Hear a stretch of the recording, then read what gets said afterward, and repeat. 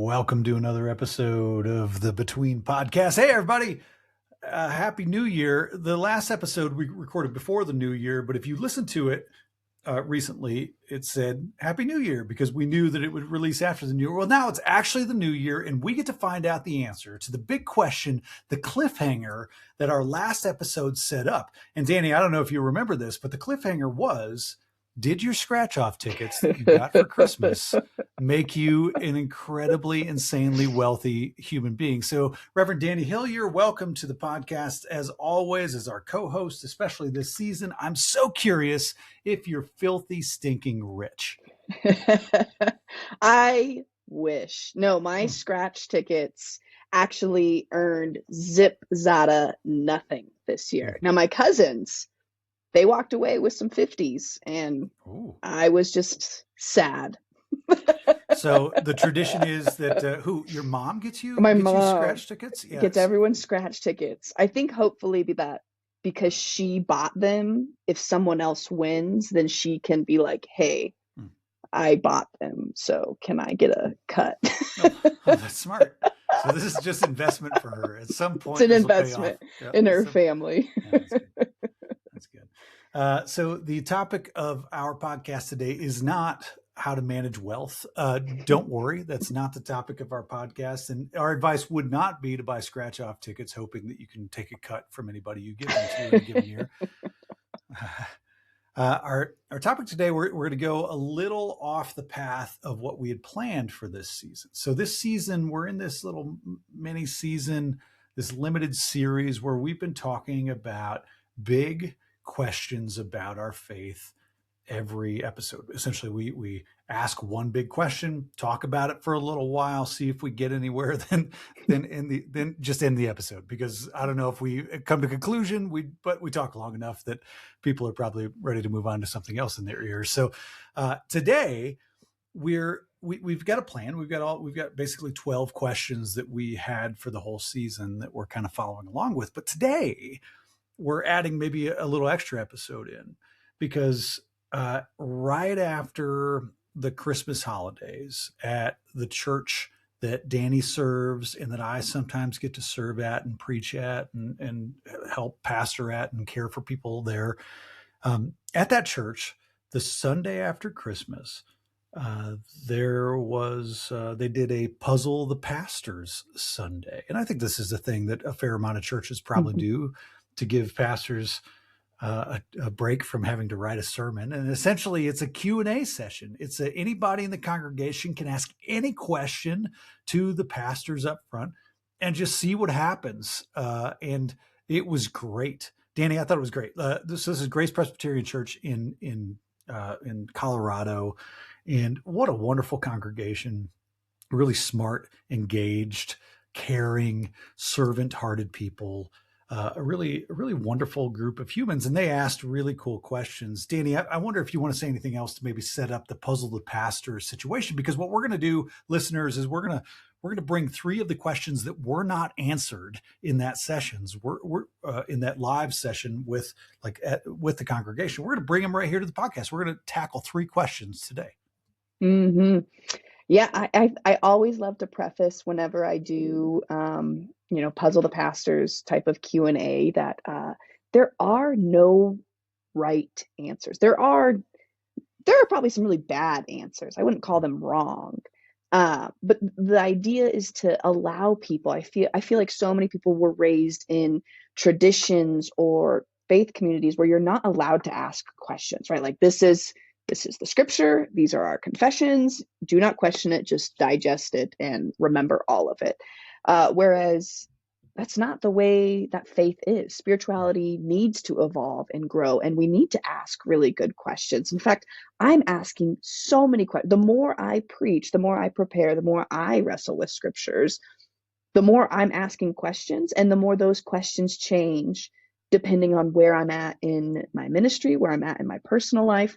So anyways, I want to preface it to the listener today that it's okay to ask questions. And if you were raised in a tradition that told you not to question, it actually is okay to question. I'll share a little brief. I don't know if I've shared this on this podcast before, but I had a mentor of mine at my home church, which I think maybe I did share this. How I went to I grew up very progressive in a faith community, and then went to my undergraduate degree was at a more conservative university. And questions were not welcome always at this university, or they wanted the right questions, right? And I remember I went home for a break and I asked the pastor, I was like, man, I am struggling. Like, I have none of the answers, and all of my peers have all the answers. And I'm lost. And I feel like I knew my faith and now I don't, because they have the answers that I don't have. And then his response has always stuck with me of, the people who are so certain and have the 100% answers are the ones to be most leery of. And I've held on to that of like, oh, okay, kind of thing. Like, these questions are pivotal for our faith journey. And in fact, the answer that we might say today, right, Matt, you and I will read through these 3 questions that I even told you I'm struggling with these 3 questions even. And in a year, I might listen to this same podcast episode and be like, oh, Danny, why'd you say that? Because I will have evolved in my questions, in my responses. So it's not about the answers today, it's about the response. Man, that feeling of like knowing that we're recording this and like publishing it and sharing it with the world. And that also means that 5 years from now, you and I can both go back and listen to these and be like, what were we talking about? That feeling is both terrifying to me, but also like the invitation of life. Like listen, I know I'm clueless right now relative to who I'll be 5 years from now, 10 years from now, 20 years from now. I know I am ignorant, I am immature, I am inexperienced relative to who that person will be. And so this is all I got, right? And I think that's part of the invitation I want to offer to people through this Between ministry, through the book that is coming out soon, is give it a shot. Like, your best answer today is a really powerful tool for you to develop your best answer tomorrow. But if you're too afraid of answering, of thinking that, like, trying to interpret truth today, you will just stay like, it's so much of a distance from who you are meant to become. Like, the only way we get to who we get to be is through iteration, right? But humble iteration where we say, this is my best shot today. This is what Danny and I are guessing based on the little experience and the little point of view that we each have from our tiny, tiny, tiny little point of the world that we live in right now. But it's something, and we're going to try it. And because if we don't try it, the what really happens is that we end up just staying so far away from who we could be. And so we give it a shot. You know what I mean? Danny, I am very much afraid that this book I will look back at 10 years from now and just shake my head at and say, oh gosh. But today I am so deeply proud of it because I worked and I tried and I put something real into it that is really the vulnerable thing is to put out a guess. And so my invitation is to listeners is to put out a guess, like really put out a guess, and to ask more questions, and to put out another guess, and try your hand at answering these big questions. So here are the questions, Danny, that we are bringing into this episode today. These are not small questions. These are real questions. All right, everybody, listen up. Here's the first question. Why did people not recognize Jesus after he resurrected? Was he in a different form or body? So these are real questions. So here's what happened. People wrote on note cards in the congregation. They wrote real questions on note cards, and then they just handed them up. And sort of randomly, the pastors at the front and the people at the front would read the question and respond to it in the moment. And these are questions that never got pulled because there was not enough time. And so these 3 questions are incredibly profound questions. The first one, why did people not recognize Jesus after he resurrected? Second question, Danny, There are many origin myths, such as Native American or Greek mythology, etc. How do we as Christians know that our faith is not just a myth? So there's a bunch of origin myths, a bunch of stories, a bunch of ancient sort of creation myths. There are all these old stories that go back well before written history from many different cultures all around the world. And so this question is, how do we as Christians, and I'll offer this sort of universally, how do you, with your own faith tradition, know that yours is a faith and not just a myth? And that's a pretty heavy question. And then the third question is a bit more political. It's right here. It's this question right here. I got the actual note card for this one. How would Jesus look upon a national church?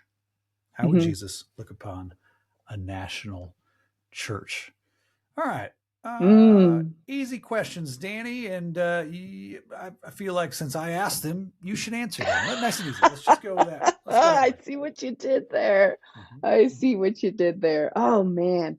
Let's see. You know what? Let's start with the one that I've been thinking about since we read through these three remaining questions. And if that's the why didn't they recognize Jesus when he was resurrected? So there's this story within the biblical text, within two of the gospels, of Jesus's body's resurrected, right? They know the tomb is empty, but they're still saddened because they haven't seen Jesus. And then there's two people walking on the road to Emmaus, and Jesus appears to them, but they don't recognize him, and they're mourning, and they're saying, "Have you not heard of this man? He was," and they say, like, the prophet has died, and this is the third day, and he's supposed to be resurrected, and there's nothing like his, but the tomb is empty, but we haven't seen him. Like, there's just this deep mourning, um, and they don't recognize that walking alongside them isn't just this third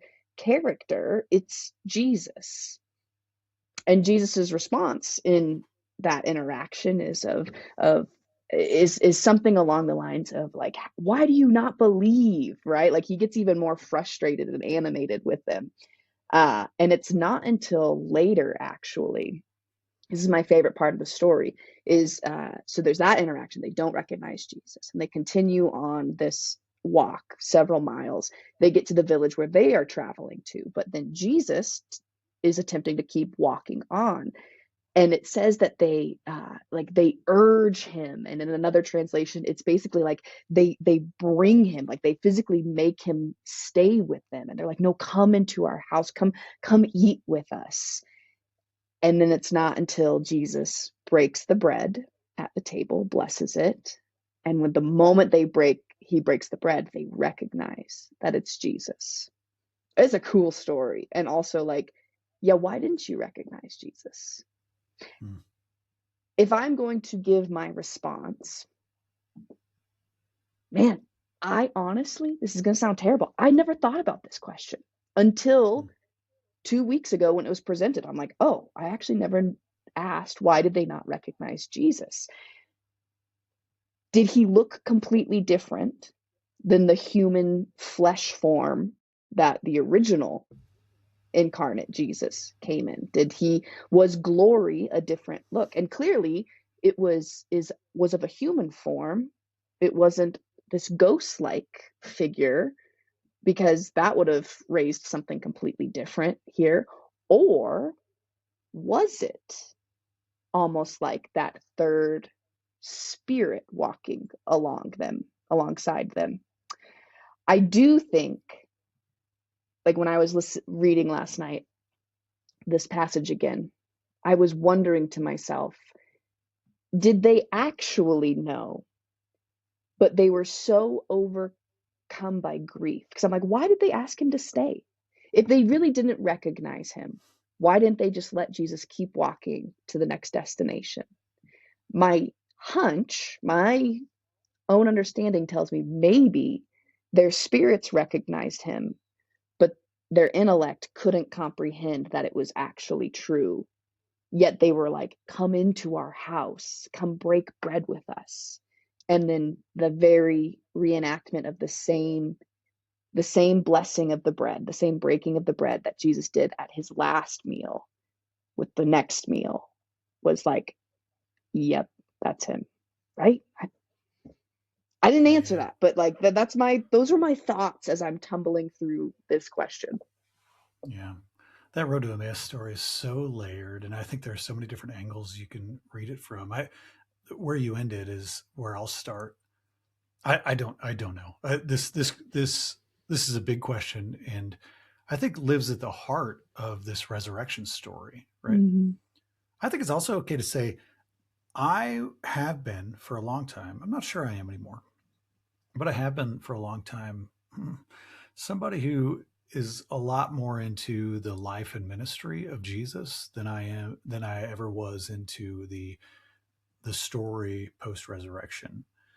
Only because I think logical parts of my brain always just got tangled up. And so I could Mm-hmm. interpret it. I could be like, okay, but I just never felt it. I never used to feel it. And I think I'm growing into a season where I feel those years, those stories differently right now. Not because I'm a literalist, Danny, like not because, only because it's like, uh, it's like the story of Jesus's life and ministry is so dang good, like just by itself. If that's all Mm-hmm. there was, like that's enough for me. I like Mm-hmm. actually, I hope I'm saying that humbly. Like it's so good. The Sermon on the Mount is so layered. I could build a whole sort of faith identity around just the Sermon on the Mount. You don't have to tell me anything else. Just show me that and be like, Mm-hmm. dive into it for the rest of your life, and you will find something true. And so that's kind of how, like, at the soul level, I've always kind of approached so many of these stories. And by the time we get to some of the magic stuff, some of the wild, wacky post resurrection stuff, I've always just been like, okay, like that's neat stuff. I don't know what to do with it. You know what I mean? Yeah. Like I kind of don't.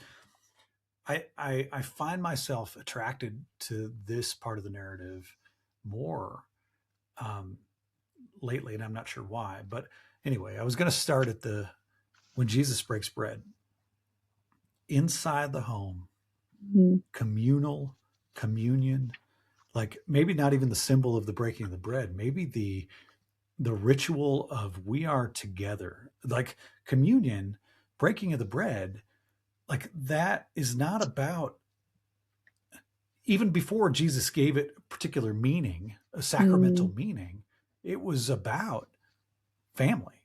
It was Yeah. about we are here together. And so at this table, we can actually see each other, right?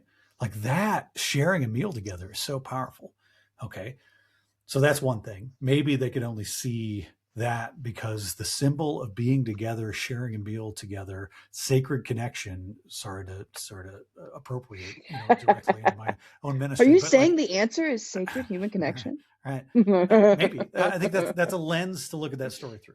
Mm-hmm. Another lens to look at that story through. My favorite part of the story is actually when the walkers Mm-hmm. say to the risen Jesus or the risen Christ, they say, "Are you the only one who doesn't know what happened?" Like that's a line. That the line in that story You is not have as they're cable walking along, television? 100%. They're like, "What? Have you not seen the news? Like that? Have you not been on Twitter? Like that's Right? what they're saying. Like, do So you funny. not know? Are you so?" Which I love that because they are so consumed with the spectacle.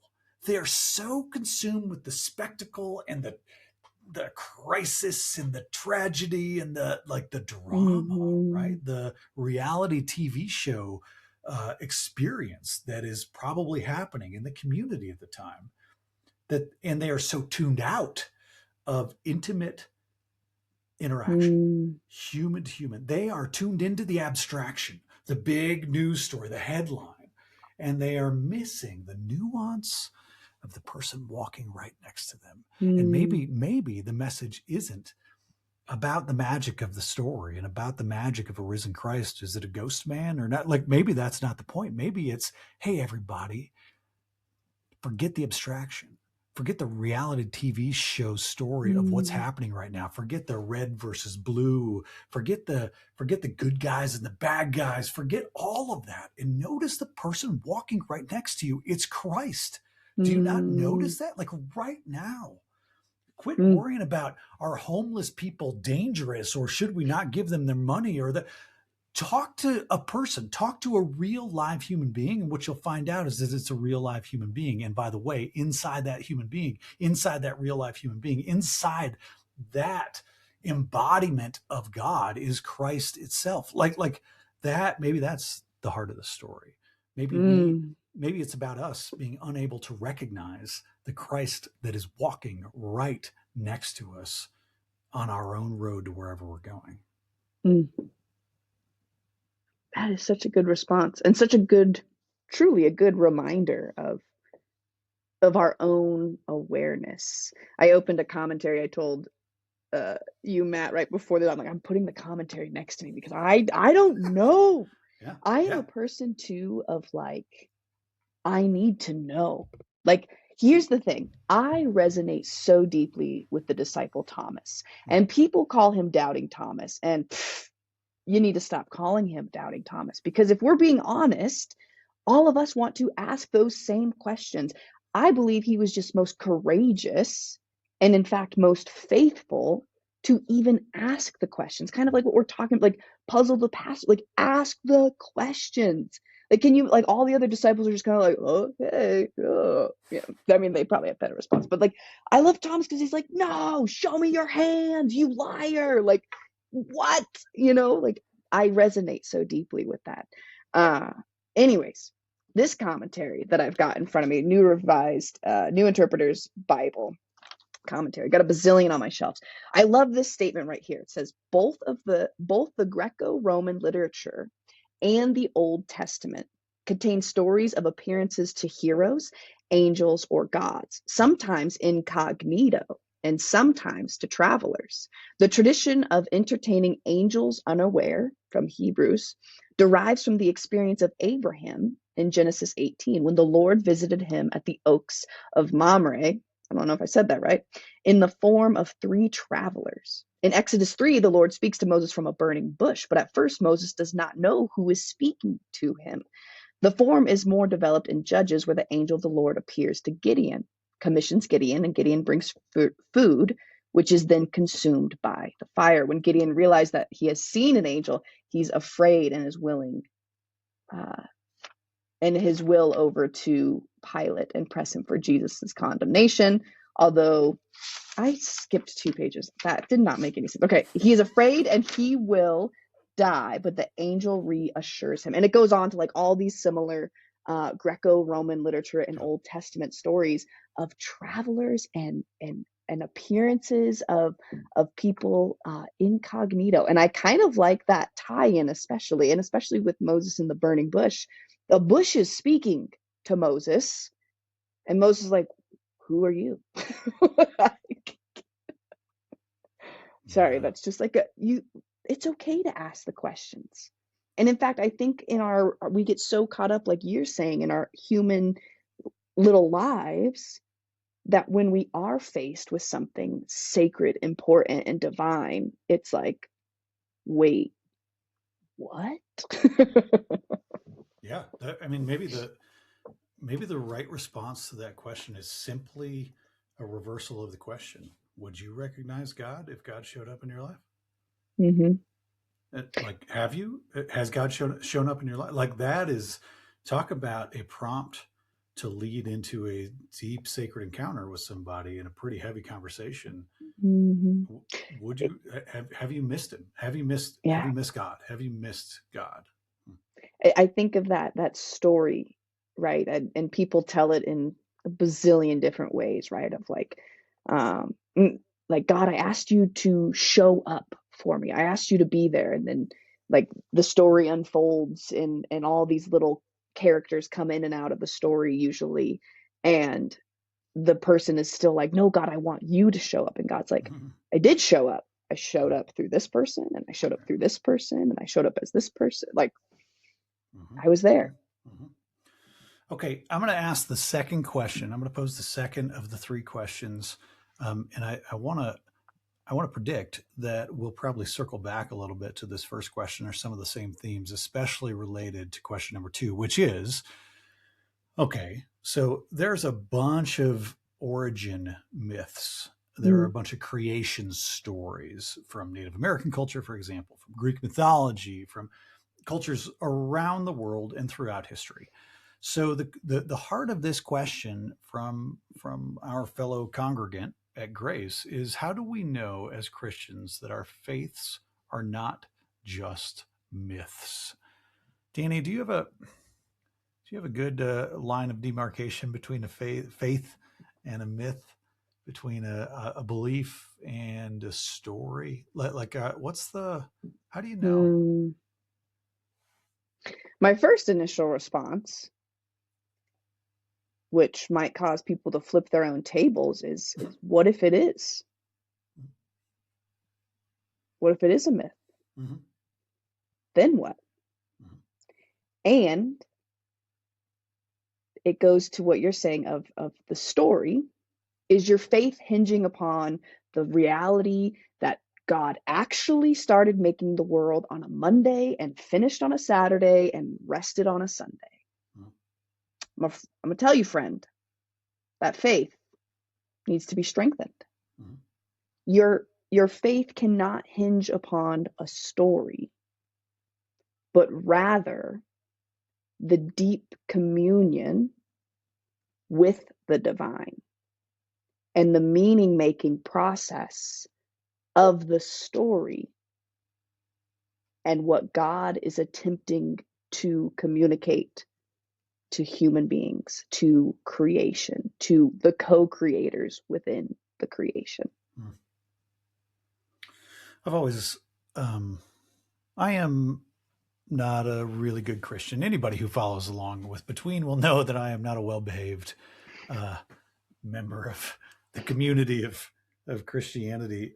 I consider myself a Christian. I really do, because that has been the set of stories that has been closest to me culturally and around me all the time, and has captured my attention and has given me a pathway to understanding. But I've always just understood uh, quote unquote Christianity not as a set of doctrines and dogmas. In fact, I often reject almost all of those out of hand, out of principle, not out of Mm, content, out of principle, out of like, um, and I don't reject them as in I will set them aside and never look at them. I reject them as things that I claim to take an oath to literally.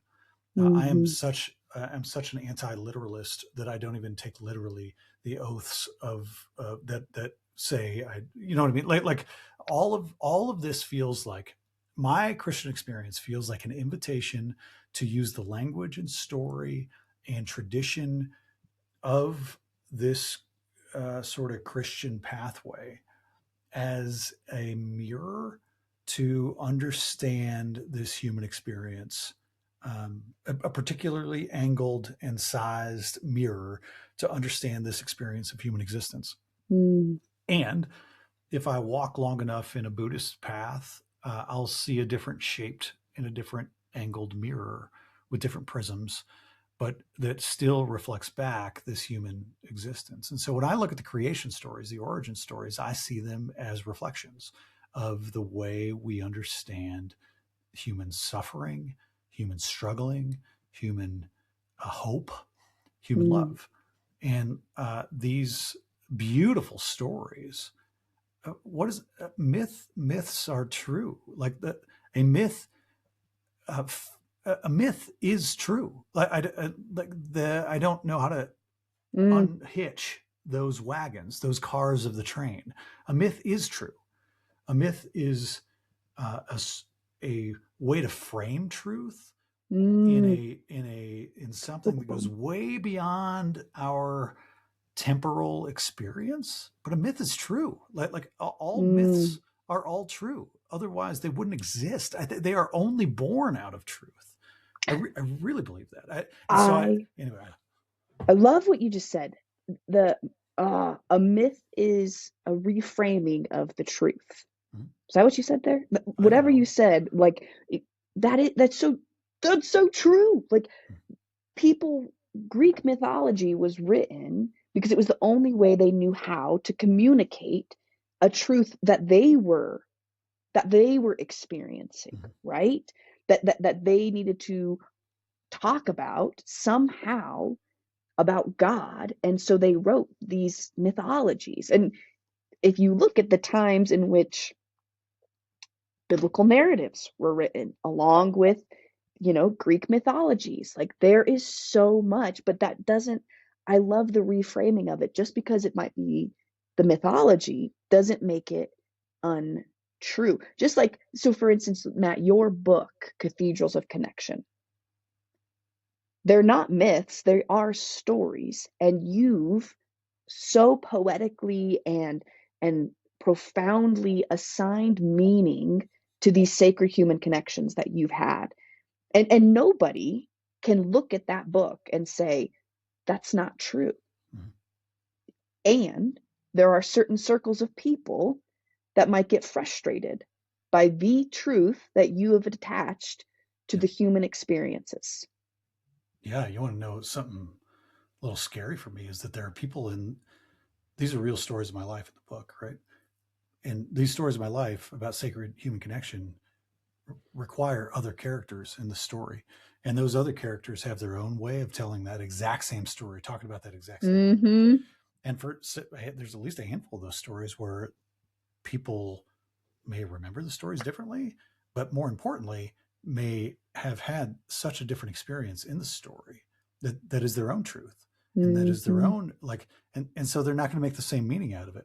Exactly. Danny, I think to the larger question, I think anybody who has a serious interest in getting to the marrow of human experience um, is gonna eventually end up speaking in myth or speaking in um, yeah, myth is the right word. Legend is another word that might be Mm-hmm. helpful. But I think any atheists or people who reject religion and even reject spirituality, I got no problem with that. Like, cool. And the longer we have a conversation, the closer we're going to get. Like the longer we have a conversation, in the if we're drilling down into the big questions of life, we're going to end up at a layer that requires us to speak in myth, Mm-hmm. or at least requires us to speak in the language of poetry or music or something beyond this logical, sort of facade of the way we normally interact with the world, Mm-hmm. which scientists, quantum physicists will tell you is all just its own myth, right? Like this Mm-hmm. to detach myth from truth is to not seek truth. I think you're going to end up, if you seek truth, if you care about just getting underneath the big questions, if you care about meaning, if you care about purpose, if you care about living a life that is good and you want to push yourself and challenge yourself to get down into the heart of it, into the marrow of it, you're going to end up only being able to talk in myth because it's the only way we can kind of start to name the ineffable, the things that are beyond words, the things that are Mm-hmm. beyond logic. Because our human finite brains, our intellect, our languages are so inadequate Yeah. to even attempt to touch the divine. Yeah. So I think myth and art and expression and creativity is the closest you're gonna get. And they're like, no, but the Bible. And it's like, yeah, and the Bible is poetry and imagination and creativity and storytelling. So you can't tell me that the art that we see today express, the creations we see today express are not those same attempts to grasp onto something divine that we will never be able to explain using human literature. Yeah. And I think the truth is, for a long time in my own faith journey, the reason I didn't connect with a lot of the sort of resurrection stories is because um, they are a language beyond what I was ready to understand. They are a storytelling form beyond what I was ready to find truth in. Mm, And again, not because I was literalist, only because I wasn't ready to walk into those stories with anything but kind of like really naive glasses of like, I don't quite get it. I mean, I get it. I mm, can make some meaning out of it, but it feels like a fairy tale. It feels like a fairy tale. Maybe that's what I'm trying to say.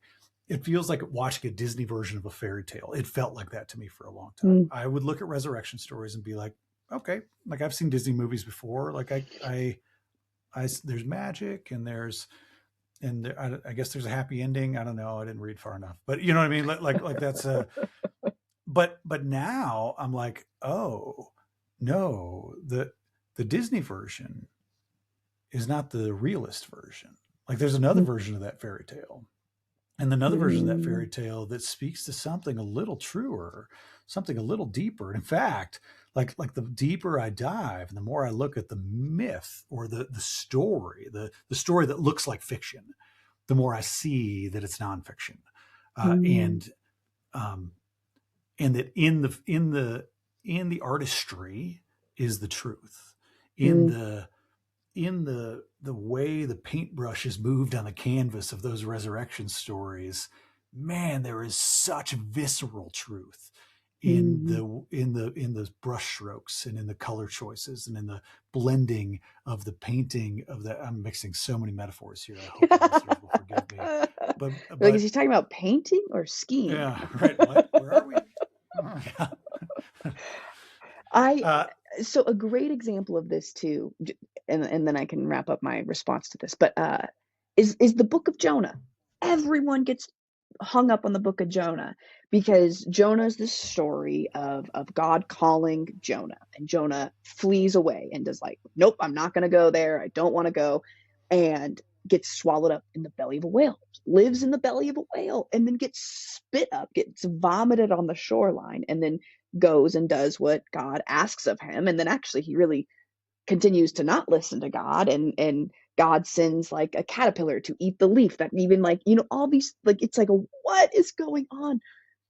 And there have been people, bless their hearts, I'm going to use that phrase, who have spent their lives studying the size of fish to determine if there's actually a fish that could have eaten Jonah and Jonah survived and been vomited 3 days later. 3 days, that's pretty symbolic with the resurrection. mhm. Or and we can die on that hill and study those fish and pound our fists saying, yes, Jonah was swallowed by a literal whale, Yeah. fish, whatever. Or you can say, mm, there's a different message I need to be paying attention to here.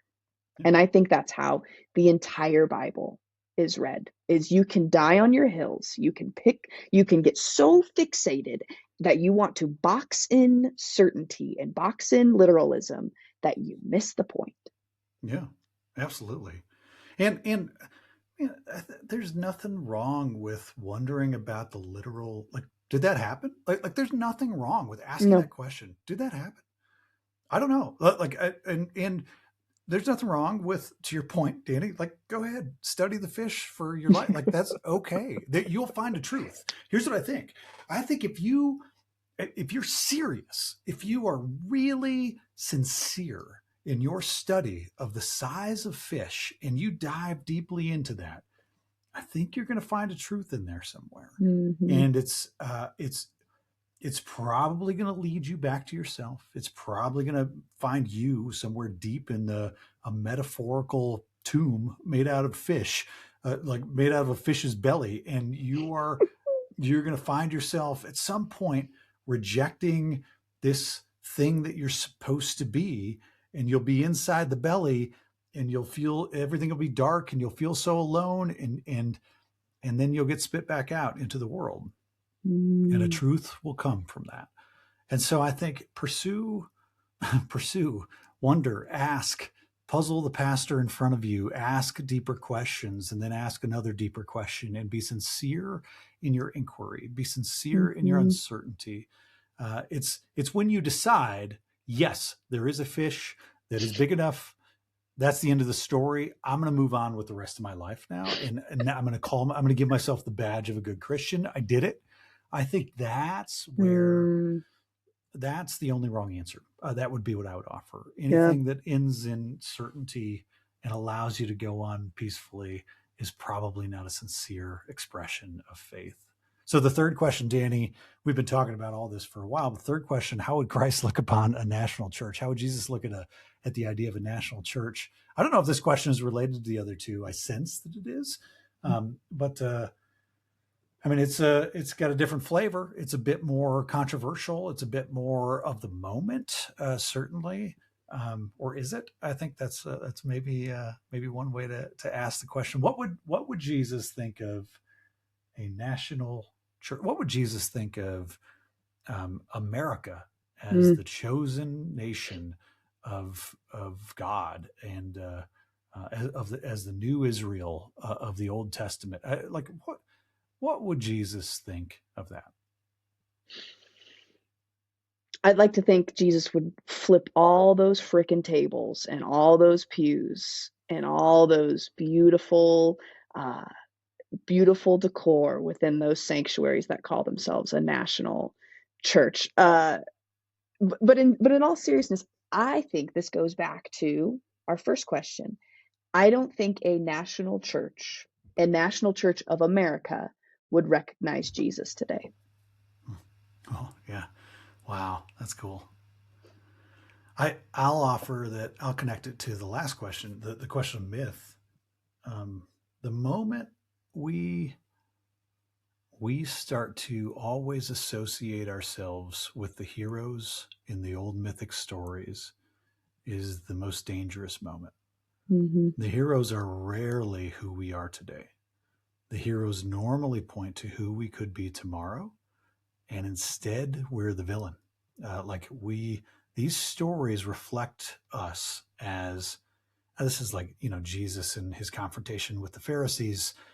We all, I mean, I read those stories as like, yeah, like Jesus is on my team and I'm on Jesus's team, and the Pharisees don't get it, and they're so like, and Mm-hmm. the Pharisees are the institutional church, and look at me, like I put myself in this, and so similarly in politics, it's like, yeah, the bad guys who I disagree with, the other party, they're obviously the bad guys in the story, and I'm the hero. I don't know if those are what those Mm-hmm. stories are supposed to be doing. I don't know. I Mm-mm. kind of think the closer you read these old stories, these old books, that the hero is always really flawed and has always been through a dark night and is always not a reflection of you. You are probably not supposed to associate yourself with the hero in the story. And so, what would I think Jesus would think of the national church? I think Jesus would pastor that church lovingly, challengingly, and say and hold us closely and say, I know your insecurity shining through with a great big American flag attached to your cross right now. I know that makes you feel better, but the kingdom of God is borderless, Mm. and there is something bigger that you're being invited into. And if you're not ready for it, I understand that. For Mm. centuries, eons, the people of the old stories were not ready for it. And they Mm. were continually invited into it. And then they would continually screw it up. And then they would be invited back in, and they would screw it up again. I mean, this is the Old Testament. That's like the whole thing. Like that story is just over and over and over in the Old Testament. And so Mm-hmm. I think it's probably I think Jesus would be unsurprised. I think it would be very, very familiar, right? And not just from a direct correlation between the Roman, Empire of the time and Jesus, uh, being murdered by the state.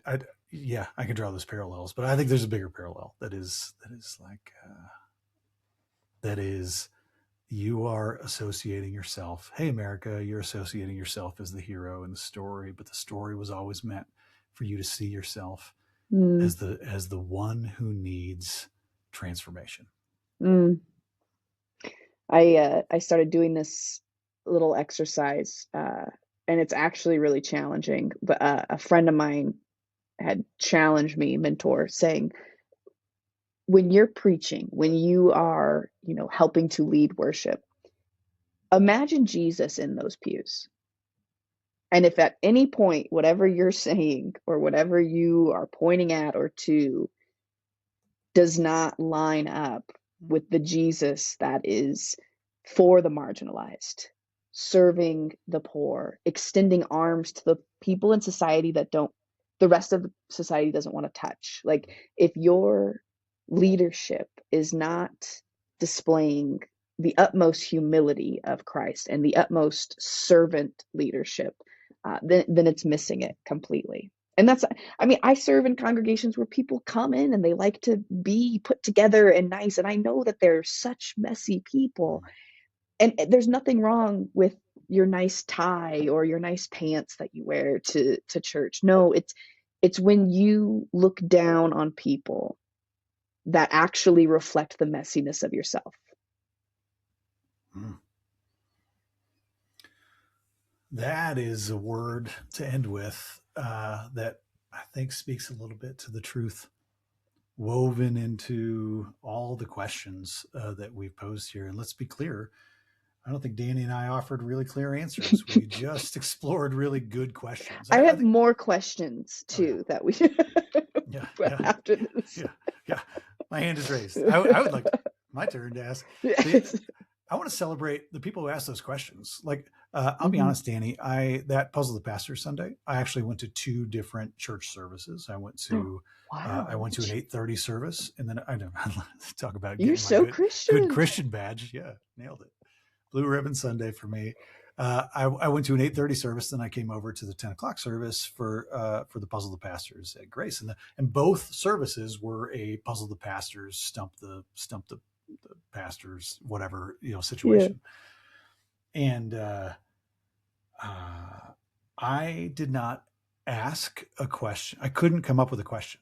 I think I'm. This is me trying to say, I really celebrate the people who are brave enough to ask not just big, profound questions, but like who are brave enough to ask questions like, wait, is there a big fish that can swallow a person and the person can live in it? Like, that is a good question. That is not a bad question. Not a bad question. Ask the question, be curious in the deepest, most human level. Like, be curious.